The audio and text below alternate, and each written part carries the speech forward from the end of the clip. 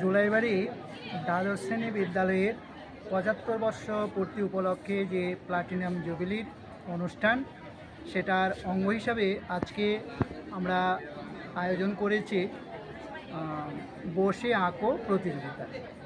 এই প্রতিযোগিতাতে আমরা দেখছি ব্যাপক সাড়া পড়েছে।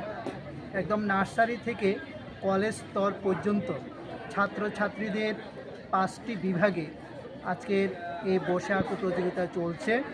আমাদের এই যে প্লাটিনাম জুবিলি, সেটার সমাপ্তি অনুষ্ঠান এই মার্চের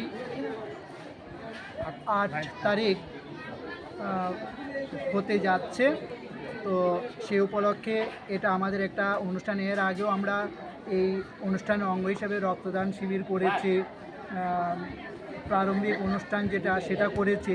আমরা আশা করি আমাদের যে ক্লোজিং অনুষ্ঠান সেটাও খুব সুন্দরভাবে আমরা করতে পারবো সবার সার্বিক সহযোগিতায়।